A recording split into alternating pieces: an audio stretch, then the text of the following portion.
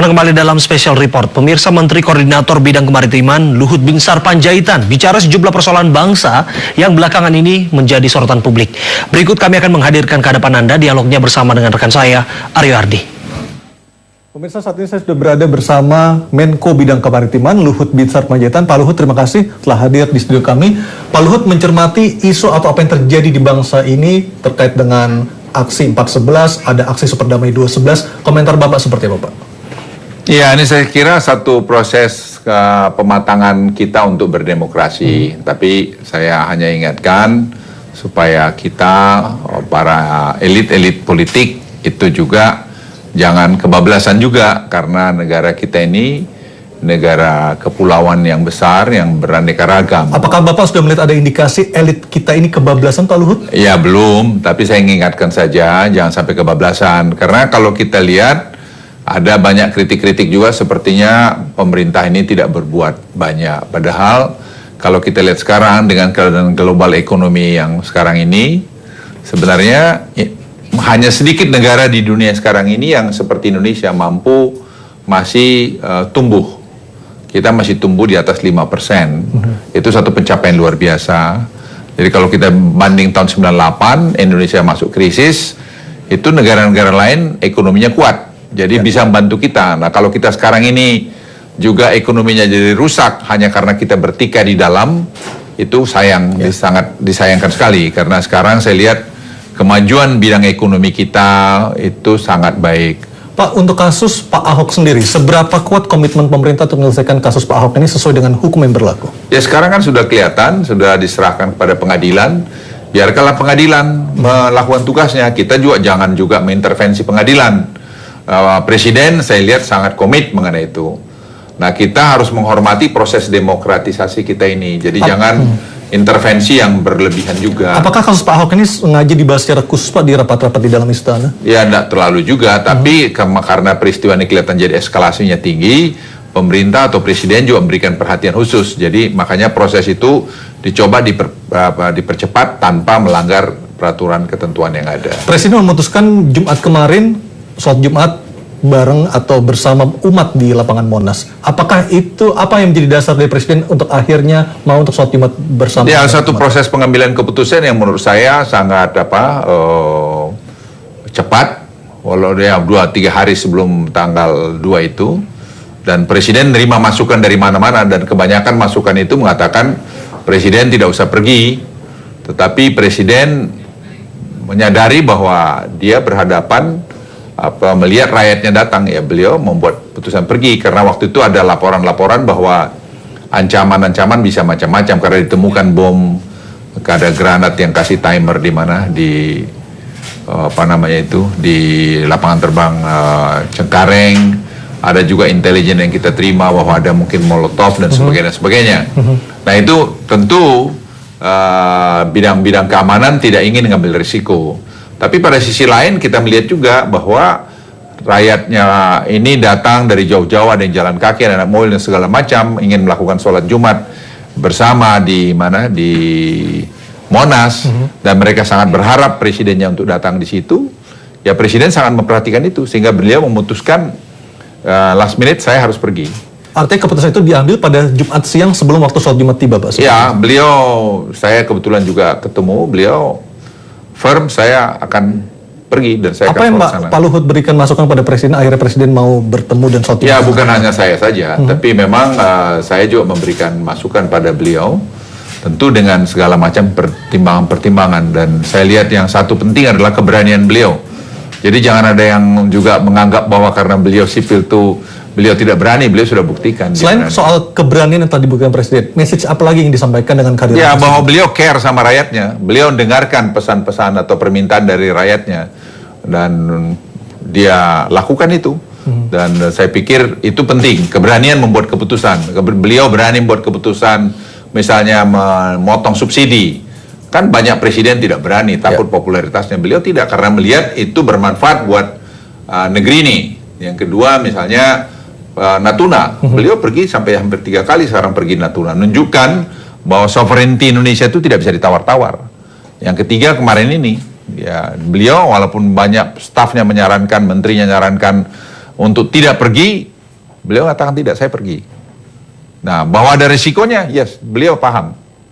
Dan itu diambil. Jadi ini saya pikir dan kemudian bahwa ada kemudian orang yang ditahan sementara karena ya kalau itu memang sesuai dengan aturan peraturan perundang hukum yang laku, ya beliau juga katakan dilaksanakan aja. Bapak sebagai purnawirawan TNI, apakah melihat purnawirawan yang ikut ditangkap oleh polisi tanggal 2 kemarin memang ada indikasi makar, Pak? Ya, saya kira polisi tentu tidak gegabah melakukan itu. Tapi apakah istana sudah menerima informasi adanya itu, tentang makar itu, Pak? Ya tentulah polisi memberikan laporan-laporan itu pada Presiden, dan kita juga tahu, dan sepanjang ini juga mengingatkan kita semua untuk menjaga bagaimana kita pada koridor yang boleh bermain. Mungkin mereka menganggap Presiden bisa dicoba-coba, tidak. Saya ingin pastikan di sini Presiden bisa dicoba-coba, dan pemerintah itu juga firm. Jadi terhadap apa yang dilakukan. Karena apa? Presiden tidak punya kepentingan apa-apa.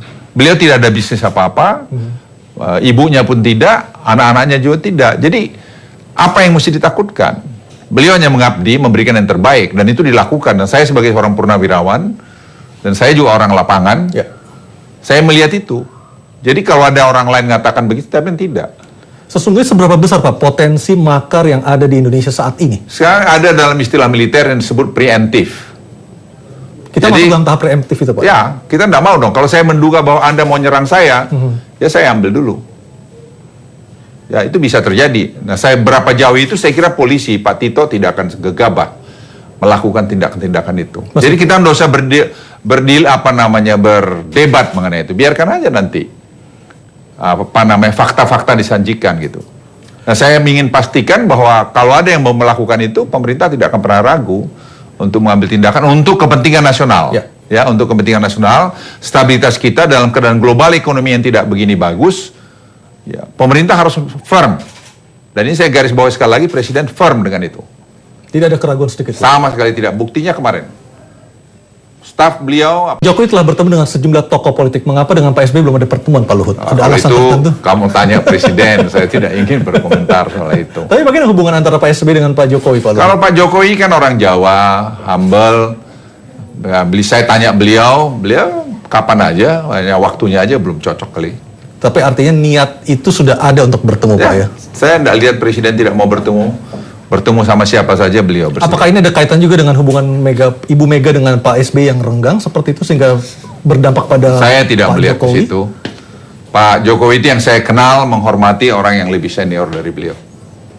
Baik, Pak, ketika pertemuan dengan Pak Prabowo di Hambalang, apakah benar Pak Luhut berada yang menginisiasi pertemuan tersebut? Ya, saya dengan Pak Prabowo kan teman, beliau lama jadi wakil saya, dan Pak Prabowo itu orang yang nasionalis. Dan beliau sangat taat kepada NKRI ini. Jadi saya pikir ya mereka bertemu, ya baiklah saya pikir. Sebenarnya apa, Pak, inti dari isi pertemuan tersebut, Pak? Sebenarnya itu jangan ditafsirkan politik. Sebenarnya itu adalah janjinya Pak Jokowi pada Pak Prabowo. Ketika ketemu di Kertanegara. Ya itu dia bilang saya pengen sana. Nah saya memang betul. Saya dorong Bapak ketemulah. Tapi ketika bertemunya menjelang adanya aksi massa itu kan menjadi interpretasi lain, ya, Pak. Ya biar saja itu haknya orang ya. Tapi sebenarnya dalam makan siang itu pembicaranya banyak kepada masalah-masalah kenegaraan, di mana Pak Prabowo sebagai seorang bekas kompetitornya dari Pak Jokowi, ya mereka berteman, bertukar pikiran. Saya ada di situ. Ya macam-macam dengan ekonomi, politik, keamanan. Karena itu Pak Prabowo juga bicara menyangkut masalah anggaran belanja TNI dan sebagainya. Dan juga ada jaminan dari Pak Prabowo, Gerindra akan mengawal terus pemerintahan ini hingga 2019. Ya, enggak apa-apa. Dan saya juga bilang Pak Prabowo, saya bilang, ya kalau kalian nanti mau bersaing lagi 2019, silahkan aja, kan itu hak demokrasi. Nggak ada masalah. Tapi jangan kita nggak matang berdemokrasi. Tinggal turunkan tengah jalan begini. Saya itu, istilah saya kampungan itu. Jadi biarkanlah sekarang jalan. Nanti kalau kau mau bertarung, tarung lagi 2019. Ya, itulah namanya kedewasaan kita berdemokrasi.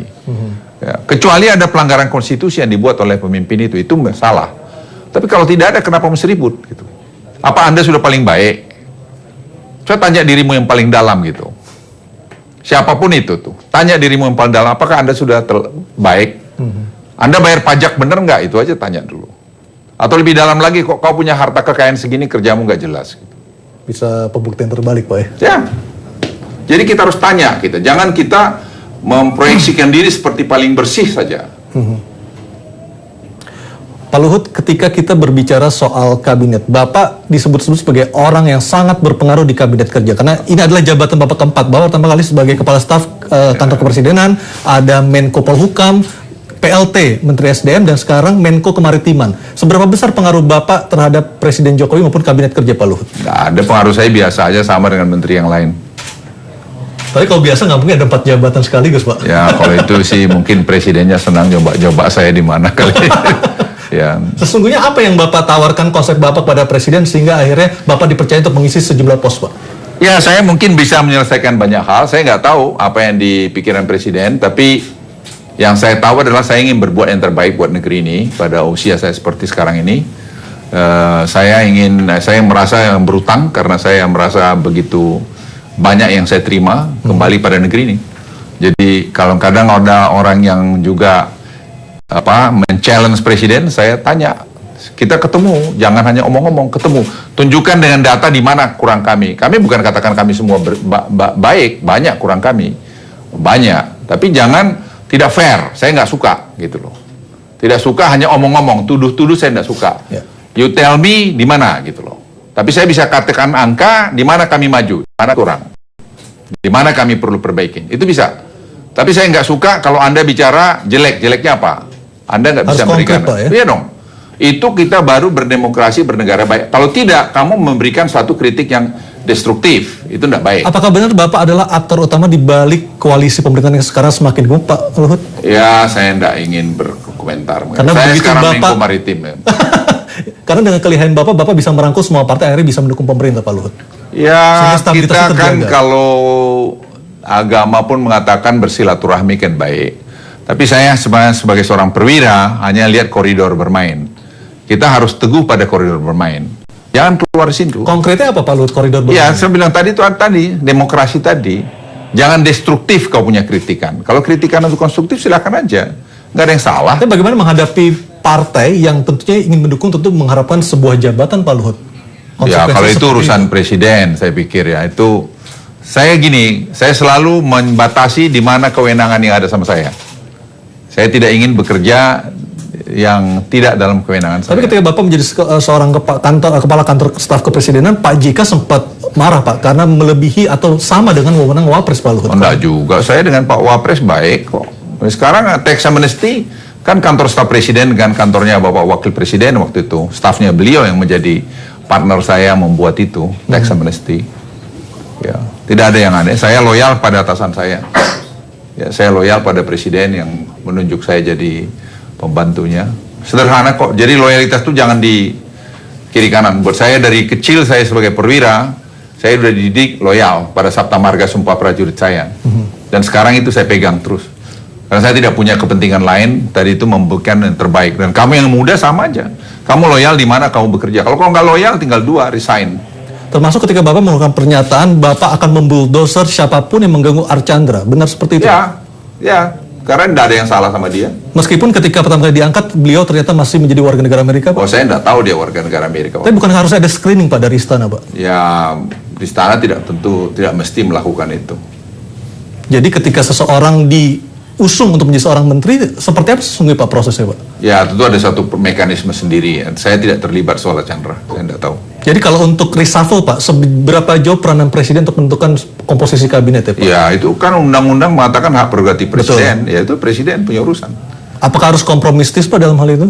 Saya lihat Presiden Jokowi itu orang yang tidak begitu. Kalau dia yakinin sesuatu, dia akan tetap teguh pada keyakinannya. Itu saya kira yang bagus. Jadi, bukan presiden yang membuat semua orang happy. Tidak mungkin lah kalau bikin resikonya, semua. Pak, itu tidak populer. Ya. Itu membuat subsidi kan tindakan tidak populer. Tapi kalau kita tidak lakukan subsidi waktu itu diambil, Anda bisa bayangkan ekonomi kita hari ini bagaimana?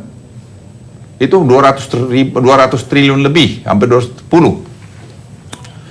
Untuk reshuffle, Pak, apakah akan ada kemungkinan reshuffle akan berlanjut, Pak? Karena ini baru 2,5 tahun perjalanan pemerintahan Pak Jokowi dan Pak JK, Pak Luhut. Ya, kalau soal reshuffle tanya presiden lah, saya tidak ingin berkomentar. Artinya kemungkinan itu masih ada, Pak, ya? Tanya presiden lah. Ya, pemirsa, itu dia jawaban Luhut Binsar Panjaitan terhadap sejumlah isu yang terjadi di tanah air saat ini, pemirsa.